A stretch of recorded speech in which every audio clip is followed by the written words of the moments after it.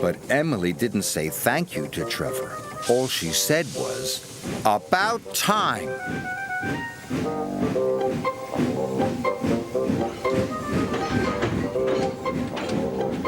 Every time she came across workmen clearing the track, she blew her whistle and wheezed her steam.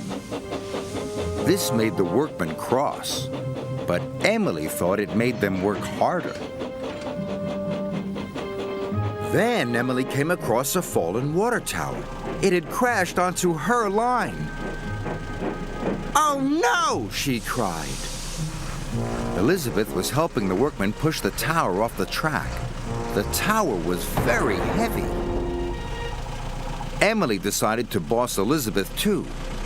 "Hurry up!" she wheezed, and she blew her whistle as loud as she could. "Not if you ask like that," sniffed Elizabeth crossly. "I've got an urgent delivery," said Emily. But Elizabeth didn't listen. She simply went back to work. Emily blew her whistle again. But the more she blew her whistle, the slower Elizabeth seemed to go. Emily thought she would never get to Farmer McColl's. The skies were darkening, and the night was on its way.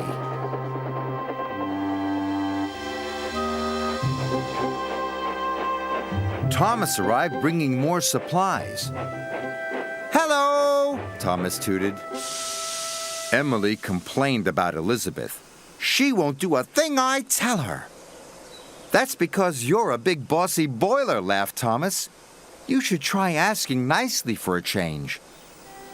Emily didn't like being called a bossy boiler, and she didn't want to ask nicely. But it would be nighttime soon, and the baby calves still didn't have a roof over their heads. So Emily took a deep breath.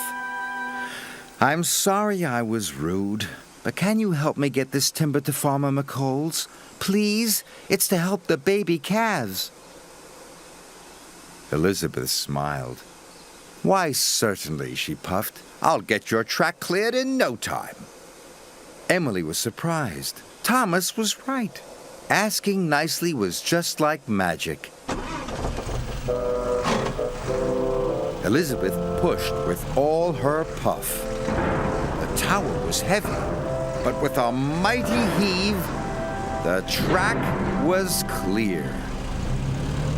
"Thank you," cried Emily, and she steamed on as fast as she could. It was nearly bedtime. Emily knew the baby calves would be getting cold. So whenever there was something on the track, she took a deep breath and said please and thank you.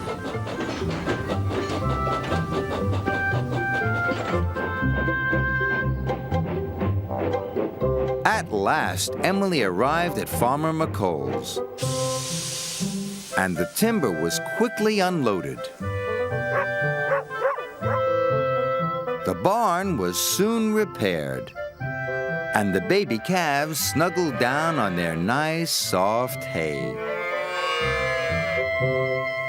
"Thank you, Emily," said Farmer McColl. "The calves will be nice and warm now." Emily was pleased. She'd arrived on time. Asking nicely was all she'd had to do.